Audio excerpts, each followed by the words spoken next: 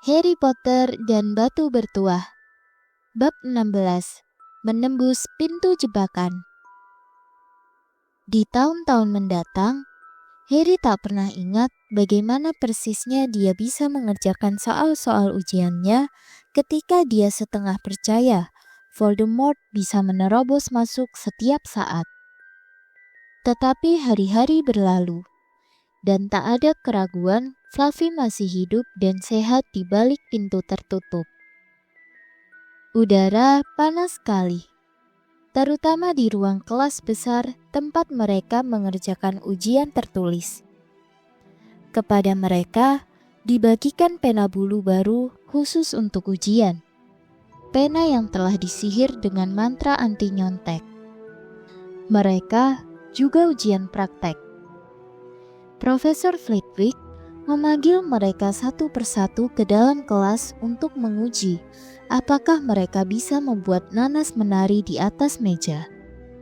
Profesor McGonagall mengawasi mereka mengubah tikus menjadi kotak tembakau.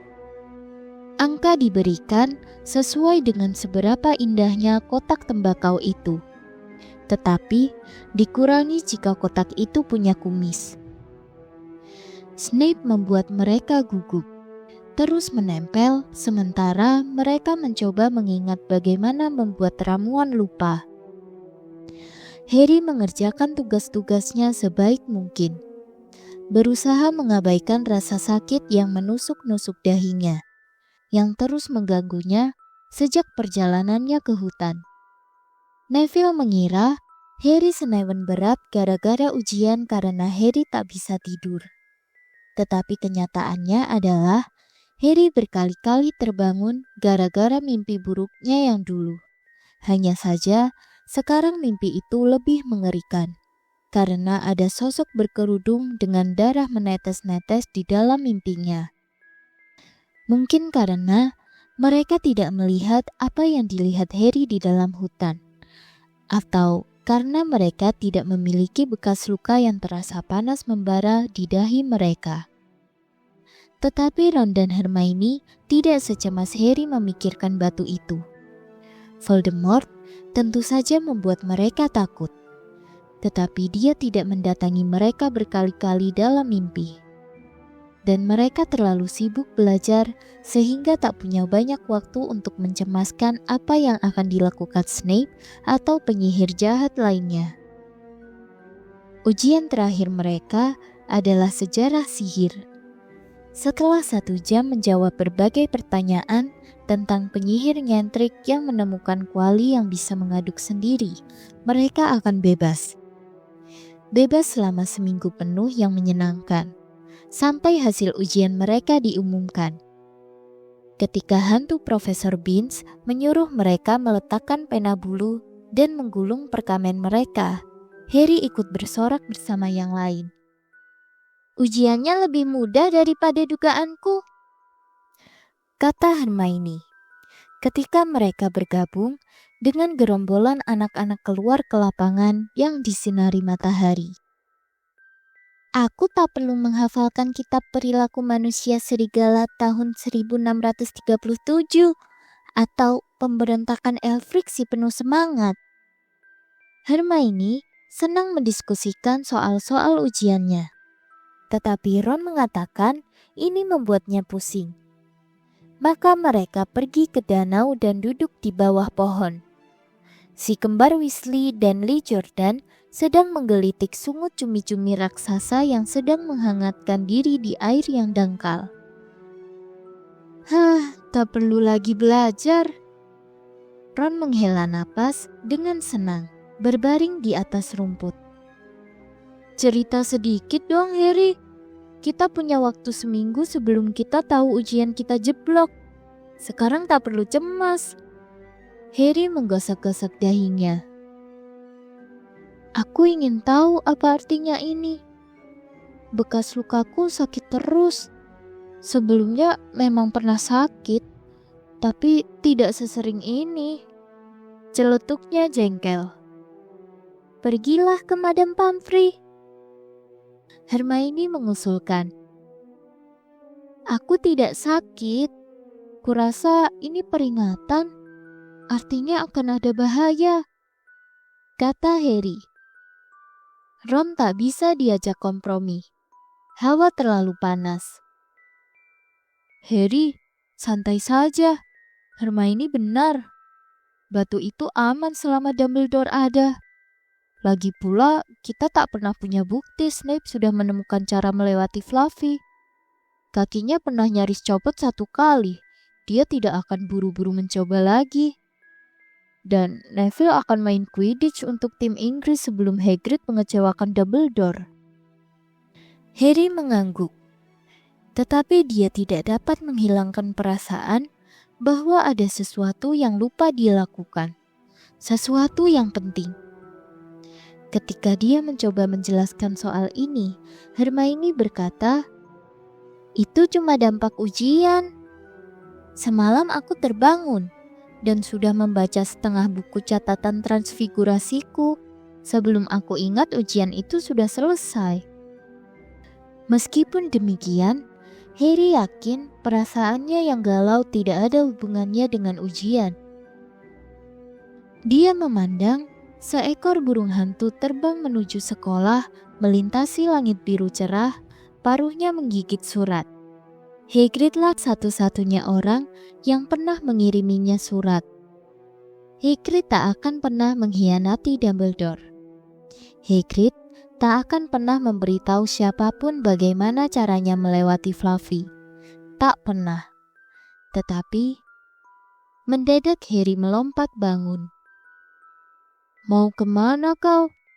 tanya Ron mengantuk. "Baru saja terpikir olehku. Kita harus menemui Hagrid sekarang," kata Harry. Wajahnya sudah menjadi pucat. "Kenapa?" Hermione tersengal, berusaha mengejar Harry. "Tidakkah menurut kalian agak aneh bahwa Hagrid sangat ingin memiliki naga dan tiba-tiba saja muncul orang asing yang kebetulan punya telur naga dalam kantongnya? Berapa orang sih yang berpergian membawa telur naga? Padahal sebetulnya itu dilarang oleh undang-undang penyihir. Untung mereka menemukan Hagrid, iya kan? Kenapa aku tidak menyadari hal ini sebelumnya?" kata Harry sambil mendaki lereng berumput.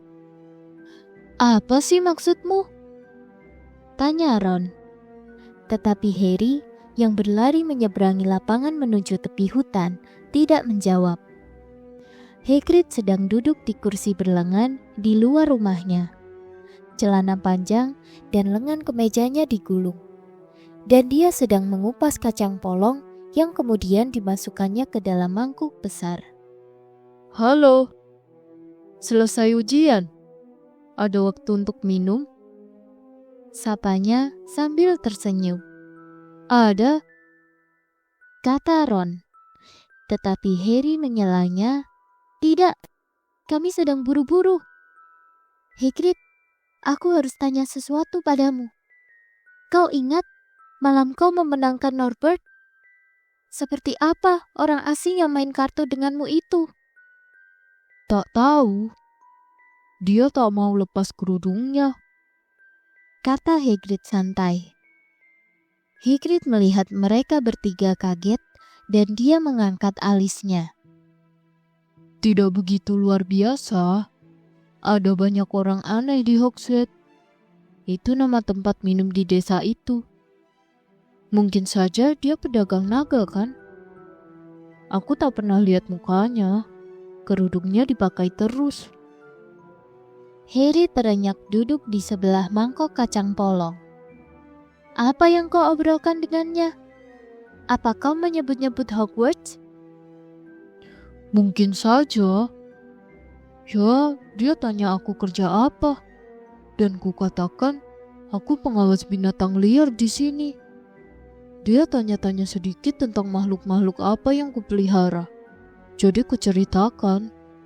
Dan ku bilang yang sebetulnya kuinginkan adalah naga. Dan kemudian aku tak ingat persis karena dia terus-terusan belikan aku minum. Coba ku ingat. Ya, kemudian Dia bilang dia punya telur naga. Dan kami bisa main kartu dengan telur itu sebagai taruhannya. Kalau aku mau. Tapi dia harus yakin aku bisa rawat naganya. Dia tak mau telur naganya jatuh ke rumah sembarangan. Jadi ku bilang, setelah Fluffy, naga sih barang mudah. Dan apakah dia tertarik pada Fluffy? Harry bertanya, berusaha agar suaranya tetap tenang. Oh iya, dia bertanya, ada berapa anjing kepala 3 yang kau temui? Bahkan di Hogwarts sekalipun. Jadi ku ceritakan, Fluffy barang mudah kalau kau tahu cara menenangkan dia. Mainkan saja musik, maka dia akan langsung tertidur. Mendadak, Hagrid tampak ketakutan. Seharusnya tak ku ceritakan pada kalian. Lupakan saja apa yang barusan aku bilang. Hei, mau kemana kalian? Harry, Ron dan Hermione sama sekali tidak saling bicara sampai mereka berhenti di aula depan, yang terasa sangat dingin dan suram dibanding lapangan di luar. Kita harus menemui Dumbledore. Hagrid memberitahu orang asing itu cara melewati Fluffy, dan entah Snape atau Voldemort di bawah kerudung itu pasti soal gampang. Begitu dia berhasil membuat Hagrid mabuk. Kuharap saja Dumbledore mempercayai kita. Firenze mungkin mau mendukung kita kalau Ben tidak melarangnya. Di mana kantor Dumbledore? Mereka memandang berkeliling, seakan berharap melihat papan yang bisa menunjukkan arah yang benar. Mereka tak pernah diberitahu di mana Dumbledore tinggal. Dan mereka pun belum pernah bertemu seseorang yang pernah pergi ke kediaman Dumbledore. Kita harus... Harry baru mulai berkata ketika mendadak terdengar suara dari seberang aula. Apa yang kalian lakukan di sini? Profesor McGonagall membawa setumpuk buku. Kami ingin menemui Profesor Dumbledore, kata Hermione agak nekat. Pikir Harry dan Ron. Menemui Profesor Dumbledore? Kenapa? Profesor McGonagall mengulang, seakan itu hal yang sangat aneh. Harry menelan ludah. Sekarang bagaimana? Ini semacam rahasia, katanya, lalu langsung menyesal. Karena lubang hidung Profesor McGonagall melebar. Profesor Dumbledore berangkat 10 menit yang lalu. Dia menerima panggilan penting dari Kementerian Sihir dan langsung terbang ke London. Katanya dingin. Dia pergi? Sekarang? Kata Harry panik. Profesor Dumbledore penyihir hebat, Potter. Urusannya banyak. Tapi ini penting. Sesuatu yang ingin kau sampaikan lebih penting daripada Kementerian Sihir, Potter.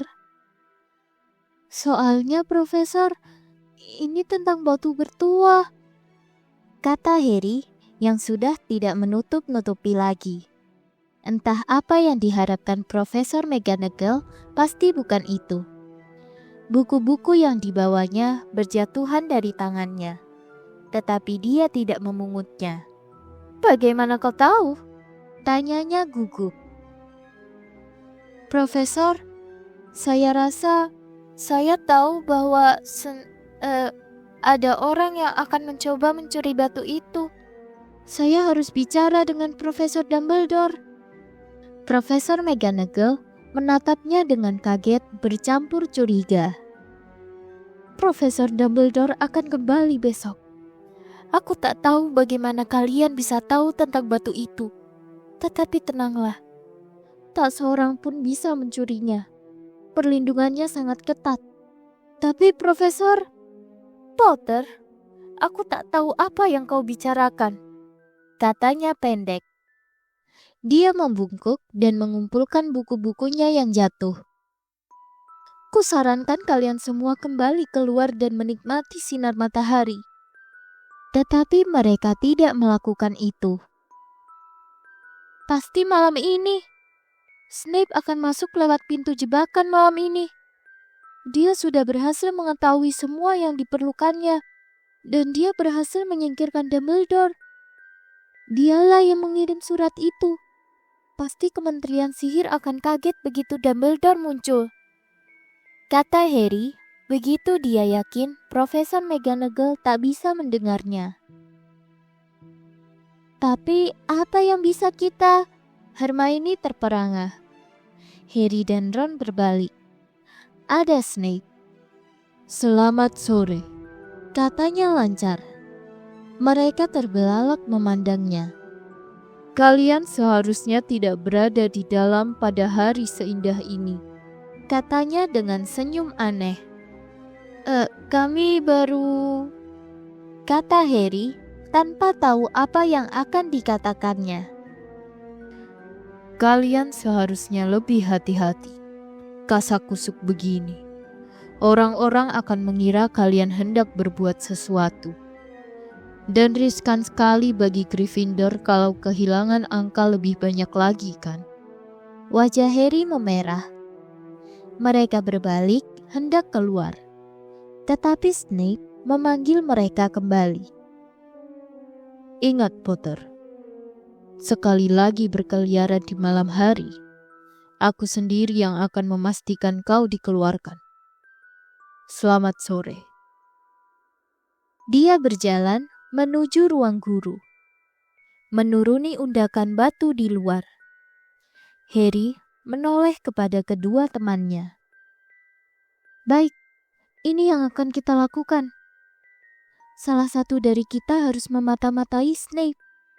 Tunggu di luar ruang guru dan ikuti dia kalau dia keluar. Hermione, sebaiknya kau saja. Kenapa aku? Jelas kenapa. Kau bisa berpura-pura sedang menunggu Profesor Flitwick, kan? Oh, Profesor Flitwick, saya cemas sekali. Saya rasa jawaban saya untuk soal 14B salah, kata Ron. Oh, diam kau, kata Hermione. Tetapi dia setuju memata-matai Snape. Dan kami lebih baik berjaga di luar koridor lantai 3. Ayo, kata Harry kepada Ron. Tetapi bagian rencana yang ini tidak bisa dilaksanakan. Baru saja mereka tiba di pintu yang memisahkan Fluffy dari bagian lain sekolah, Profesor McGonagall muncul lagi. Dan kali ini dia marah sekali. Rupanya kalian pikir kalian lebih susah ditembus daripada satu set mantra sihir. Cukup omong kosong ini. Kalau ku dengar kalian berada dekat-dekat sini lagi, aku akan mengurangi 50 angka lagi dari Gryffindor ya, Weasley. Dari asramaku sendiri. Semburnya. Harry dan Ron kembali ke ruang rekreasi. Harry baru saja berkata, paling tidak Hermione mengawasi Snape. Ketika lukisan Nyonya Gemuk Brian terbuka dan Hermione masuk. Sorry Harry, Snape keluar dan bertanya aku sedang apa. Jadi ku katakan aku menunggu Flitwick. Dan Snape masuk memanggilkan dia. Terpaksa aku buru-buru menyingkir. Aku tak tahu Snape kemana. Apa boleh buat kalau begitu? Kata Harry. Kedua temannya menatapnya. Wajah Harry pucat dan matanya berkilauan. Aku akan ke sana malam ini. Dan aku akan berusaha mendapatkan batu itu lebih dulu. Kau gila, kata Ron. Jangan. Setelah McGonagall dan Snape mengancammu seperti itu, kau akan dikeluarkan, cegah Hermione. Jadi kenapa? Tidak mengertikah kalian? Jika Snape berhasil mendapatkan batu itu, Voldemort akan kembali. Tidak pernahkah kalian dengar bagaimana keadaannya ketika dia mencoba mengambil alih kekuasaan? Tidak ada lagi Hogwarts. Jadi kita tak bisa dikeluarkan. Dia akan merobohkannya atau mengubahnya menjadi sekolah untuk sihir hitam. Kehilangan angka tidak berarti lagi. Tidakkah kalian paham? Apakah kalian pikir dia akan membiarkan kalian dan keluarga kalian hidup tenang jika Gryffindor memenangkan piala asrama? Kalau aku tertangkap sebelum mencapai tempat batu itu disimpan, ya, aku harus kembali ke keluarga Dursley dan menunggu Voldemort menemukanku di sana. Itu cuma berarti aku menunda kematian sebentar, karena aku tak mau menyeberang ke sihir hitam. Aku akan menembus pintu jebakan malam ini, dan apapun yang kalian katakan, tak akan bisa mencegahku. Voldemort membunuh orang tuaku, ingat? Dia mendelik, menatap mereka. Kau betul, Harry, kata Hermione pelan. Aku akan memakai jubah gaib. Untunglah jubah itu dikembalikan kepadaku, kata Harry. Tapi, apa jubah itu bisa menyelubungi kita bertiga? Tanya Ron. Kita bertiga? Oh, tentu. Mana mungkin kami membiarkanmu pergi sendiri? Tentu saja tidak. Kau pikir bagaimana kau bisa mencapai tempat batu itu tanpa kami? Lebih baik aku mencari di buku-bukuku. Siapa tahu ada yang berguna. Tetapi kalau kita tertangkap, kalian berdua akan dikeluarkan juga. Tidak, kalau bisa ku cegah. Flitwick memberitahuku rahasia bahwa aku mendapat 112% dalam pelajarannya. Mereka tidak akan mengeluarkanku dengan nilai setinggi itu, kata Hermione muram. Sesudah makan malam, mereka bertiga duduk gelisah, memisahkan diri di ruang rekreasi. Tak ada yang mengganggu mereka. Toh tak seorang anak Gryffindor pun mau bicara lagi dengan Harry. Malam ini, pertama kalinya Harry tidak merasa sedih karenanya. Hermione membaca sekilas semua catatannya, berharap menemukan salah satu sihir yang akan mereka coba punahkan. Harry dan Ron tidak banyak bicara. Keduanya memikirkan apa yang sebentar lagi akan mereka lakukan. Perlahan ruangan menjadi kosong ketika anak-anak satu demi satu pergi tidur.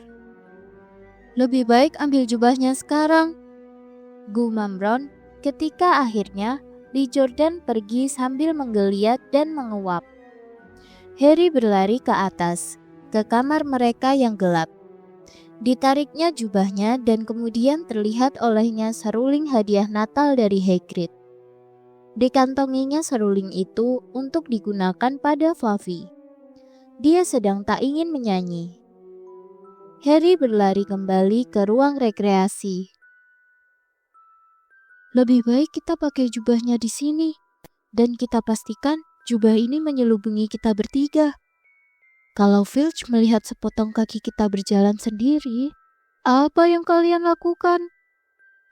Terdengar suara dari sudut ruangan. Neville muncul dari balik kursi, memegangi Trevor si katak yang kelihatannya baru saja mencoba kabur. Tidak apa-apa, Neville, kata Harry cepat-cepat, menyembunyikan jubah di belakang punggungnya. Neville menatap wajah mereka yang bersalah. Kalian akan keluar lagi, komentarnya. Oh, tidak. Kami tidak akan keluar. Kenapa kau tidak tidur saja, Neville? Kata Hermione. Harry memandang jam besar yang berdiri dekat pintu. Mereka tak bisa lagi membuang-buang waktu. Mungkin sekarang Snape sedang main musik untuk menidurkan Fluffy. Kalian tak boleh keluar. Kalian akan tertangkap lagi. Gryffindor akan lebih parah, kata Neville. Kau tidak mengerti. Ini penting, kata Harry. Tetapi Neville jelas menguatkan diri untuk bertindak nekat. Tak akan kubiarkan kalian keluar. Aku akan melawan kalian. katanya sambil bergegas berdiri di depan lubang lukisan. Neville, minggir dari lubang itu dan jangan bego. Ron meledak. Jangan menyebutku bego. Menurutku, kalian tak boleh lagi melanggar peraturan. Dan kalianlah yang menasehatiku agar berani melawan yang tidak benar, kata Neville. Ya, tapi bukan terhadap kami. Neville, kau tak tahu apa yang kau lakukan, kata Ron putus asa. Ron maju selangkah dan Neville menjatuhkan Trevor si katak yang langsung melompat lenyap dari pandangan. Ayo, kalau begitu coba pukul aku. Aku siap, kata Neville mengangkat tinjunya. Harry menoleh kepada Hermione. Lakukan sesuatu, katanya putus asa. Hermione maju. Neville, aku minta maaf. Aku terpaksa berbuat begini, katanya. Lalu diangkat tongkatnya. Petrificus totalus, serunya, seraya menunjuk Neville. Lengan Neville mengatup ke sisi tubuhnya. Kedua kakinya saling menempel. Seluruh tubuhnya menjadi kaku.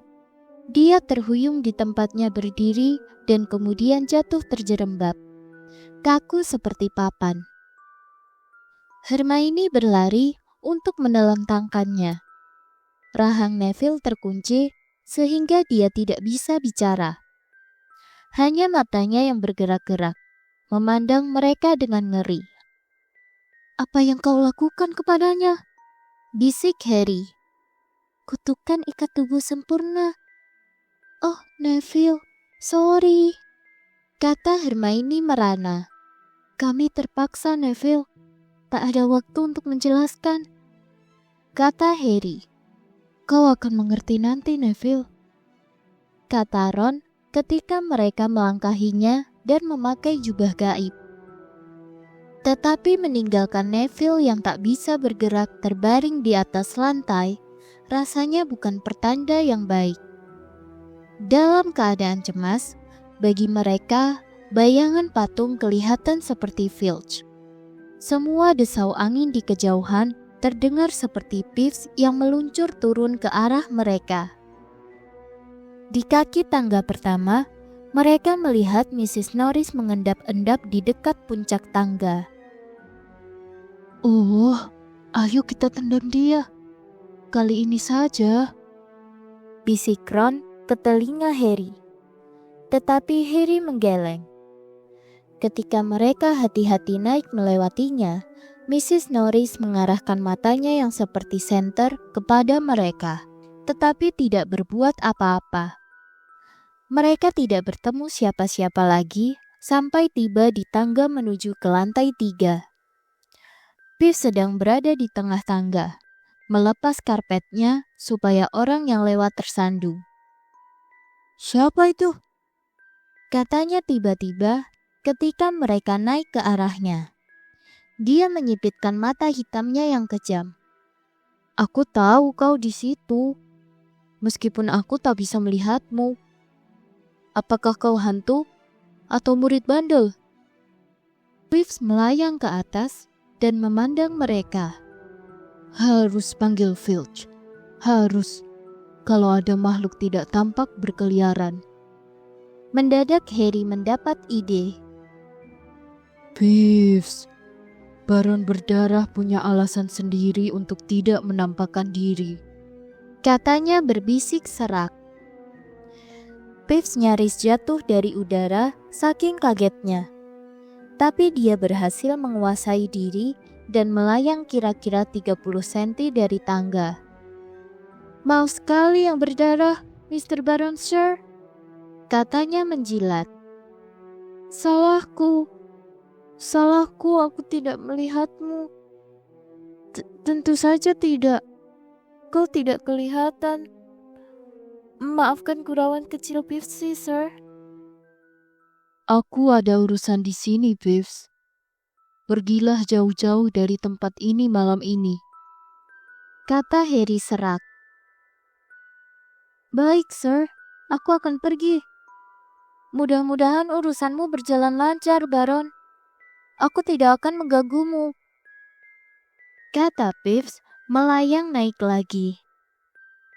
Dan dia pun melayang pergi. Brilian, Harry. Bisik Ron. Beberapa detik kemudian, mereka sudah berada di luar koridor lantai 3. Dan pintunya sudah menganga sedikit. Wah, rupanya Snape sudah berhasil melewati Fluffy, kata Harry muram. Melihat pintu yang terbuka itu, ketiganya menyadari apa yang akan mereka hadapi. Di bawah selubung jubah, Harry menoleh kepada kedua temannya. Jika kalian ingin kembali, aku tidak akan menyalahkan kalian. Kalian boleh memakai jubah ini. Aku sudah tidak memerlukannya lagi sekarang, katanya. Jangan bodoh, kata Ron. Kami ikut, kata Hermione. Harry mendorong pintu hingga terbuka. Ketika pintu itu berderit, telinga mereka menangkap bunyi geraman rendah. Ketiga pasang cuping hidung anjing itu mengendus-endus liar ke arah mereka meskipun tidak bisa melihat mereka. Apa itu di kakinya? Bisik Hermione. Kelihatannya harpa. Tentu, Snape yang meninggalkannya di situ, jawab Ron. Anjing itu pastilah langsung terbangun begitu Snape berhenti bermain. Nah, sekarang giliran kita, kata Harry. Harry meletakkan seruling Hagrid ke bibirnya dan meniupnya. Tak bisa disebut lagu, tetapi begitu mendengar nada pertama, mata binatang itu mulai meredup. Harry nyaris tak berani menarik napas. Perlahan-lahan, geraman anjing itu mereda. Dia terhuyung dan mendekam pada lututnya, lalu ambruk ke lantai tertidur nyenyak. Mainkan terus, Ron memperingatkan Harry ketika mereka keluar dari bawah jubah dan berjingkat menuju ke pintu jebakan. Mereka bisa merasakan napas si anjing yang panas dan berbau ketika mereka mendekati kepala-kepala raksasa itu. Kurasa kita akan bisa membuka pintunya, kata Ron, melongok melewati punggung si anjing. Mau masuk duluan, Hermione? Tidak. Baiklah. Ron mengertakkan gigi dan hati-hati melangkahi kaki si anjing. Dia membungkuk dan menarik gelang-gelang pada pintu jebakan, yang langsung menjeblak ke atas dan membuka. Apa yang bisa kau lihat? Tanya Hermione cemas. Tidak ada, cuma gelap. Tak ada tangga turun. Kita harus lompat. Harry, yang masih meniup seruling, melambai kepada Ron dan menunjuk-nunjuk dirinya. Kau mau turun duluan? Yakin? Aku tak tahu seberapa dalamnya. Berikan serulingnya kepada Hermione, supaya dia bisa membuat anjing itu terus tidur, kata Ron. Harry menyerahkan serulingnya. Dalam beberapa detik, tanpa tiupan seruling, anjing itu menggeram dan bergerak. Tetapi begitu Hermione mulai meniupnya, dia kembali tertidur nyenyak. Harry melompati si anjing dan memandang ke bawah lewat lubang pintu jebakan. Dasarnya sama sekali tak kelihatan.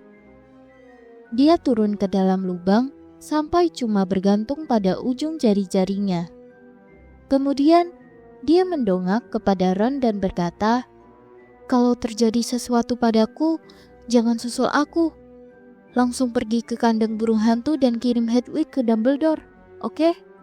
"Oke," kata Ron.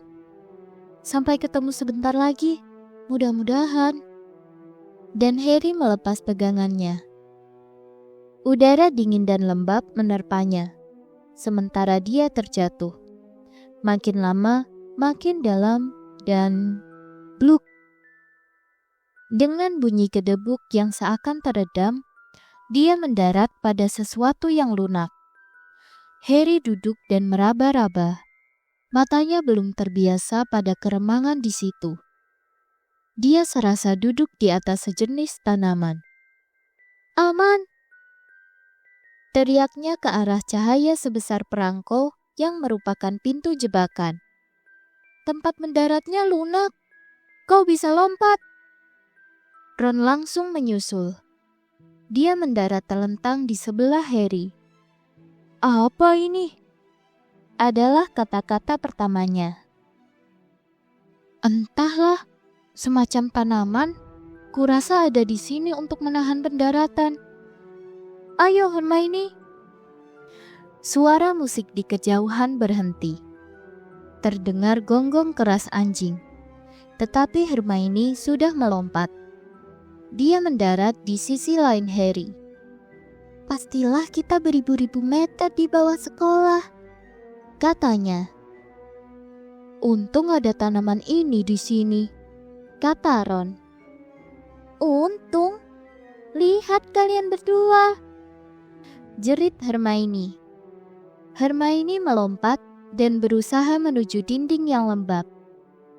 Dia harus berkutat karena begitu dia mendarat, tanaman itu langsung melilitkan sulur-sulur seperti ular di sekeliling pergelangan kakinya. Sedangkan Harry dan Ron, tanpa mereka sadari, kaki mereka sudah dililit kencang oleh sulur-sulur panjang tanaman merambat itu. Hermione berhasil membebaskan diri sebelum tanaman itu membelitnya dengan ketat.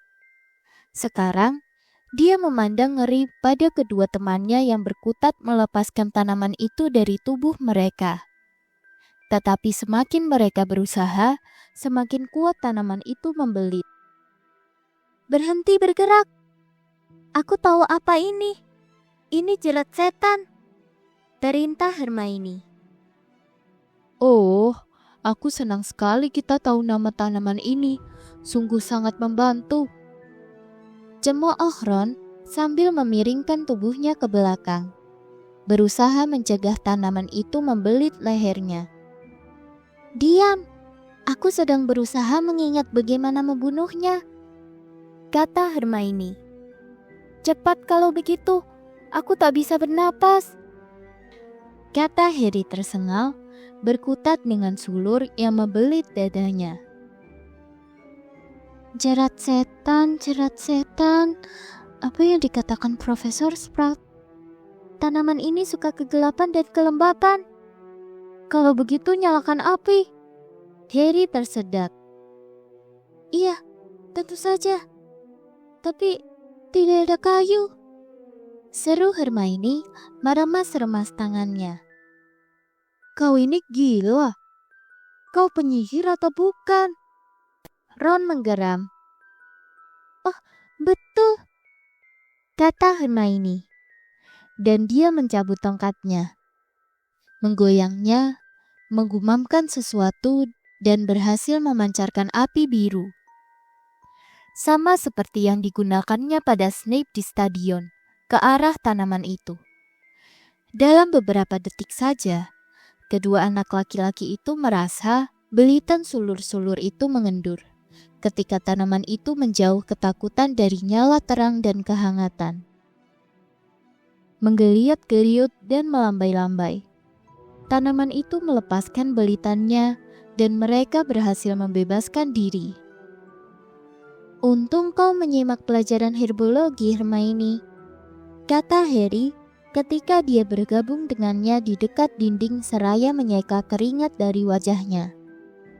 Ya, dan untung Harry tidak jadi panik dalam krisis tak ada kayu, kata Ron. "Jalan sini," kata Harry, menunjuk ke lorong berlantai batu yang merupakan satu-satunya jalan di situ. Satu-satunya bunyi yang bisa mereka dengar selain langkah-langkah mereka sendiri adalah tetes-tetes air lembut yang jatuh dari dinding. Lorong itu menurun, mengingatkan Harry pada Gringotts. Hatinya tersentak ketika dia teringat naga-naga yang kabarnya menjaga ruangan-ruangan besi di bank para penyihir itu. Bagaimana seandainya mereka bertemu naga? Naga yang benar-benar sudah dewasa. Norbert saja sudah sangat merepotkan. Kau dengar sesuatu? Ron berbisik. Harry mendengarkan. Bunyi berkeresak dan denting lembut terdengar dari arah depan. Menurutmu itu hantu? Entahlah, kedengarannya seperti sayap bagiku. Di depan terang, bisa kulihat ada yang bergerak. Mereka mencapai ujung lorong dan melihat di depan mereka kamar yang terang benderang. Langit-langitnya melengkung tinggi di atas mereka. Kamar itu penuh burung-burung kecil yang berkilauan bagai permata. Berterbangan mengitari ruangan. Di sisi lain kamar itu terdapat pintu kayu berat. Apa mereka akan menyerang bila kita menyeberangi kamar ini? Kata Ron. Mungkin. Kayaknya sih mereka tidak galak. Tapi kalau menyerang bersamaan, ya tidak ada jalan lain. Aku mau lari. Kata Harry. Harry menarik napas dalam-dalam, menutupi wajah dengan lengannya dan berlari menyeberangi ruangan. Dia mengira paruh dan cakar tajam akan merobek-robeknya setiap saat. Tetapi ternyata tidak. Dia tiba di pintu dengan selamat. Ditariknya pegangan pintu, pintu itu terkunci. Kedua temannya mengikutinya. Mereka menarik dan mendorong pintu itu. Tetapi pintunya tidak bergerak. Bahkan tidak juga ketika Hermione mencoba mantra Alohomoranya. Sekarang bagaimana? Kata Ron. Burung-burung ini, mereka tak mungkin ada di sini hanya untuk dekorasi saja, kata Hermione. Mereka mengawasi burung-burung yang berterbangan di atas, berkilauan. Berkilauan? Mereka bukan burung. Itu kunci. Kunci bersayap. Lihat yang teliti. Itu berarti... Celetuk Harry tiba-tiba. Harry melihat berkeliling ruangan, sementara kedua temannya menyipitkan mata memandang kawanan kunci. Iya, lihat, sapu. Kita harus menangkap kunci pintu itu. Tapi ada ratusan kunci. Ron mengamati lubang kunci di pintu. Yang kita cari kunci kuno besar. Mungkin perak, seperti pegangan pintunya. Mereka masing-masing menyambar sapu dan menyentak ke atas, melayang ke tengah gerombolan kunci itu. Mereka menyambar dan menjambret. Namun kunci-kunci yang telah disihir itu meluncur dan menukik begitu cepat, sampai nyaris tak mungkin ditangkap. Tapi tak percuma Harry menjadi sihir paling muda abad ini. Dia punya bakat melihat sesuatu yang tak dilihat orang lain. Setelah beberapa menit menyelip-nyelip di antara pusaran bulu-bulu pelangi itu, dia melihat kunci perak besar yang sayapnya bengkok. Seakan kunci itu sudah pernah ditangkap dan dijejalkan dengan kasar ke dalam lubang kunci. Yang itu, yang besar itu, di sana. Bukan. Itu yang sayapnya biru terang. Bulu-bulunya kusut di satu sisinya. Teriaknya. Ron meluncur ke arah yang ditunjuk Harry, menabrak langit-langit dan nyaris terjatuh dari sapunya. Kita harus mengepungnya. Ron, kau mendatanginya dari atas. Hermione, tetap di bawah dan cegah kunci itu turun. Dan aku akan mencoba menangkapnya. Baik, sekarang. Ron menukik, Hermione melintas. Kunci itu berhasil menghindari mereka berdua dan Harry meluncur mengejarnya. Kunci itu terbang menuju dinding. Harry mencondongkan tubuh ke depan dan diiringi bunyi derak yang menyakitkan telinga. Memepetnya ke dinding dengan satu tangan. Sorak Ron dan Hermione bergaung di kamar berlangit-langit tinggi itu. Mereka cepat-cepat mendarat dan Harry berlari ke pintu. Kunci di tangannya menggelepar berusaha melepaskan diri. Harry memasukkannya ke lubang dan memutarnya berhasil. Begitu terdengar bunyi klik membuka, kuncinya langsung melesat terbang lagi. Bentuknya makin berantakan sekarang, setelah ditangkap 2 kali. "Siap?" Harry menanyai kedua temannya. Tangannya mencekal pegangan pintu. Mereka mengangguk. Dibukanya pintu. Kamar berikutnya begitu gelap, sehingga mereka sama sekali tak bisa melihat apa-apa. Tetapi begitu mereka melangkah masuk, mendadak cahaya memenuhi ruangan, menunjukkan pemandangan yang mencengangkan. Mereka berdiri di tepi papan catur raksasa, di belakang bidak-bidak hitam yang semuanya lebih tinggi dari mereka dan dipahat dari tampaknya batu hitam. Berhadapan dengan mereka, jauh di seberang ruangan adalah bidak-bidak putih. Harry, Ron, dan Hermione sedikit gemetar. Bidak-bidak catur putih itu tak berwajah. "Sekarang, apa yang harus kita lakukan?" bisik Harry. "Jelas kan? Kita harus bermain untuk bisa sampai ke seberang ruangan," timpal Ron. Di belakang bidak-bidak putih itu, mereka melihat pintu lain. "Bagaimana?" tanya Hermione cemas. Kurasa kita harus menjadi bidak catur. Kata Ron. Ron berjalan ke arah perwira hitam dan menjulurkan tangan untuk menyentuh kudanya.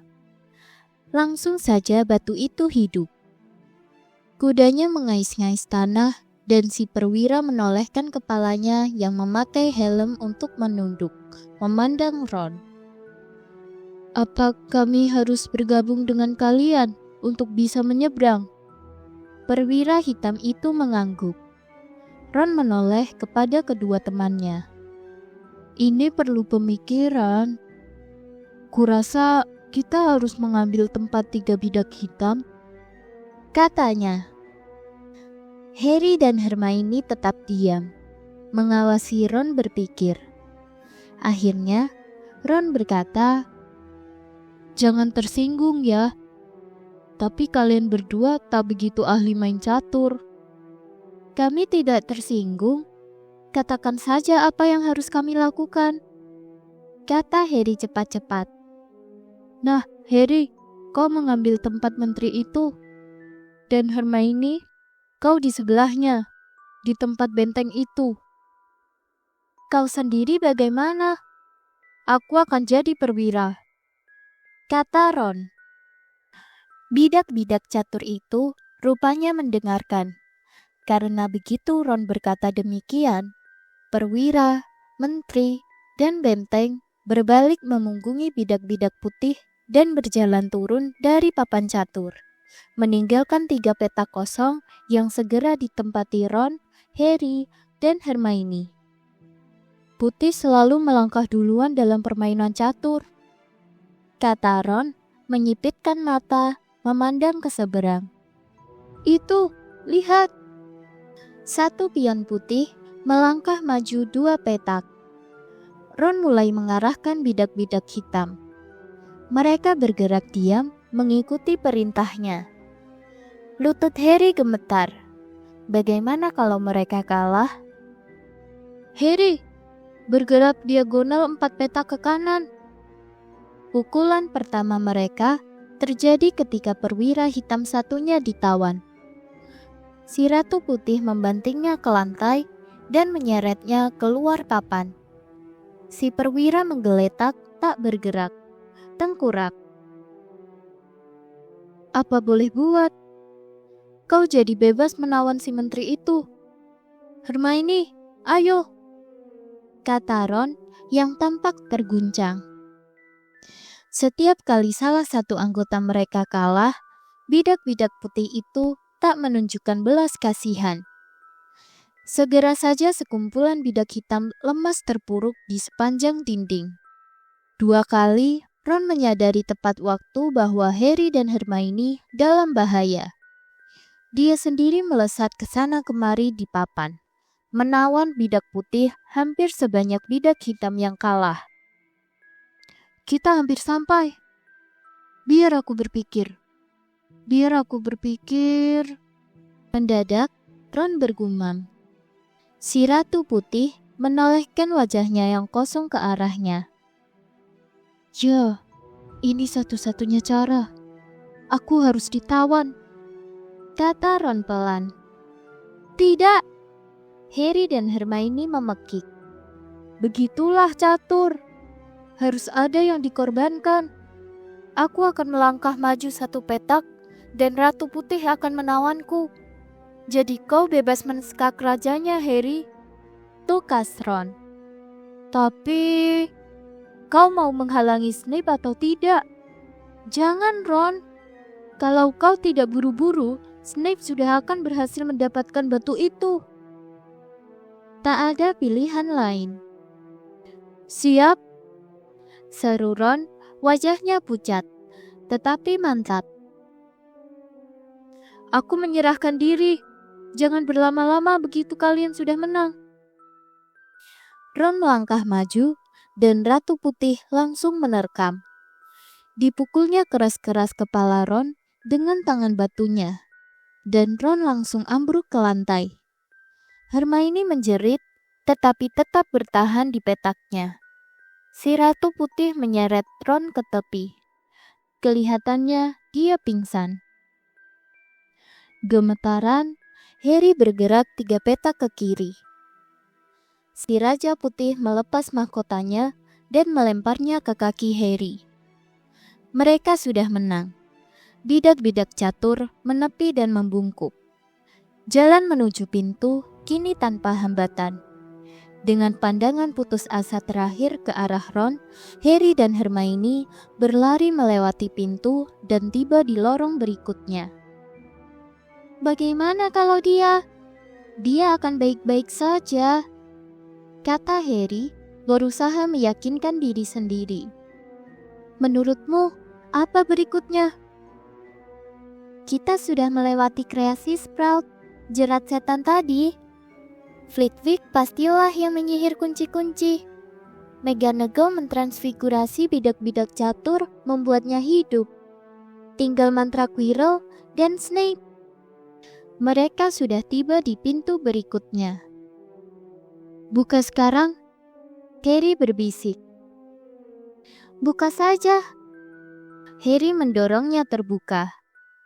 Bau menjijikkan menusuk hidung, membuat keduanya menarik jubah untuk menutupi hidung. Dengan mata berair, mereka melihat tergeletak di lantai di depan mereka troll yang bahkan lebih besar daripada troll gunung yang sudah mereka kalahkan. Pingsan dengan benjolan berdarah pada kepalanya. Aku lega, kita tidak perlu berkelahi dengan dia, bisik Harry ketika mereka dengan hati-hati melangkai salah satu kakinya yang amat besar. Ayo cepat, aku tak bisa bernapas. Harry membuka pintu ke ruang berikutnya. Keduanya nyaris tak berani melihat apa yang menantikan mereka. Tetapi tak ada sesuatu yang mengerikan di sini. Hanya meja dengan 7 botol berbeda bentuk berdiri berderet. Hasil karya Snape. Apa yang harus kita lakukan? Kata Harry. Mereka melangkahi ambang pintu dan mendadak api berkobar di belakang mereka. Bukan api biasa karena warnanya ungu. Pada saat bersamaan, lidah api hitam menyala di pintu menuju ruang berikutnya. Mereka terperangkap. Lihat! Hermione menyambar segulung kertas yang tergeletak di sebelah botol-botol. Harry melongok dari balik bahu Hermione untuk ikut membacanya. Bahaya ada di depanmu, sementara rasa aman ada di belakang. Kami berdua akan membantumu. Entah mana yang akan kau temukan. Satu di antara kami bertuju akan membawamu maju ke kamar berikutnya. Satu lagi membuat peminumnya kembali ke tempat semula. Dua di antara kami hanya berisi anggur lezat. Tiga di antara kami pembunuh, sembunyi menunggu saat yang tepat. Pilihlah. Kalau tak mau berada di sini, selamanya merajuk. Bahaya ada di depanmu, sementara rasa aman ada di belakang. Kami berdua akan membantumu. Entah mana yang akan kau temukan. Satu di antara kami bertuju akan membawamu maju ke kamar berikutnya. Satu lagi membuat peminumnya kembali ke tempat semula. Dua di antara kami hanyalah berisi anggur lezat. Tiga di antara kami pembunuh, sembunyi menunggu saat yang tepat. Pilihlah, kalau tak mau berada di sini selamanya merajuk. Untuk membantu menentukan pilihanmu, kami memberikan 4 petunjuk.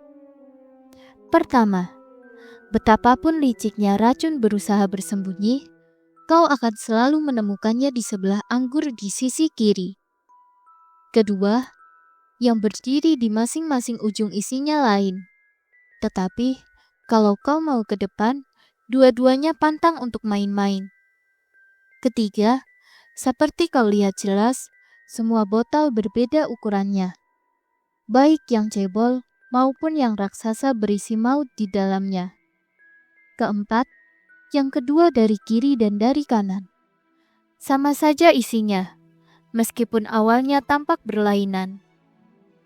Hermione mengembuskan napas lega, dan Harry heran sekali melihatnya tersenyum. Soalnya dia sendiri sama sekali tak ingin tersenyum. Brilian! Ini bukan sihir, ini logika, teka-teki. Banyak penyihir besar yang tak punya logika sama sekali akan terkurung di sini selamanya. Puji Hermione. Kita juga begitu kan? Tentu saja tidak. Semua yang kita butuhkan ada di atas kertas ini. 7 botol, 3 diantaranya racun. 2 anggur, 1 akan membawa kita dengan selamat melewati api hitam itu. Dan 1 lagi akan membawa kita kembali melewati api ungu. Tapi bagaimana kita tahu mana yang harus diminum? Beri aku waktu sebentar. Hermione membaca kertas itu beberapa kali.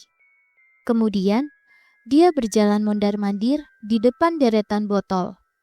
Bergumam sendiri dan menunjuk-nunjuk botol-botol itu. Akhirnya dia bertepuk tangan. Aku tahu. Botol paling kecil akan membawa kita melewati api hitam, menuju ke batu bertuah, katanya. Harry memandang botol kecil mungil itu. Isinya hanya cukup untuk 1 orang. 1 teguk saja pun tak ada, katanya. Mereka saling pandang. Mana yang bisa membawamu melewati api ungu? Hermione menunjuk botol bulat di ujung deretan. Kau minum yang itu. Dengar, kembalilah dan ajak Ron. Ambil sapu dari kamar kunci terbang. Sapu itu bisa membawa kalian keluar dari pintu jebakan dan juga melewati Velvi. Langsung pergi ke kandang burung hantu dan kirim Hedwig ke Dumbledore. Kita memerlukan dia. Aku mungkin sanggup menahan Snape untuk sementara waktu, tetapi aku sama sekali bukan tandingannya. Tapi Harry, bagaimana kalau kau tahu siapa ada bersamanya? Ya, aku pernah beruntung sekali kan? Siapa tahu aku beruntung lagi, kata Harry menunjuk bekas lukanya. Bibir Hermione bergetar, dan mendadak Dia berlari mendekati Harry dan memeluknya. "Oh Harry, kau penyihir hebat." "Aku tidak sepandai kau," kata Harry malu sekali ketika Hermione melepasnya. "Aku buku-buku dan kepintaran. Ada banyak hal penting lainnya. Persahabatan dan keberanian. Dan, oh Harry, hati-hati ya." "Kau minum dulu. Kau yakin mana botol yang benar kan?" "Pasti," kata Hermione. Diminumnya isi botol bulat itu dan dia bergidik. "Bukan racun kan?" tanya Harry cemas. "Bukan, seperti es. Cepat, sebelum khasiatnya luntur. Semoga berhasil. Jaga dirimu. Pergilah." Hermione berbalik dan melangkahi api ungu. Harry menarik napas dalam-dalam dan mengambil botol terkecil. Dia berbalik menghadapi api hitam. "Aku datang," katanya, dan dihabiskannya isi botol kecil itu dalam sekali teguk. Memang seolah es mengaliri tubuhnya. Ditaruhnya kembali botol itu dan dia melangkah maju. Diberanikannya dirinya. Dilihatnya lidah api hitam menjilat-jilat tubuhnya. Tetapi tak ada yang dirasakannya. Untuk sesaat, dia tak bisa melihat apapun kecuali api hitam. Tahu-tahu, dia sudah berada di sisi lain di kamar terakhir.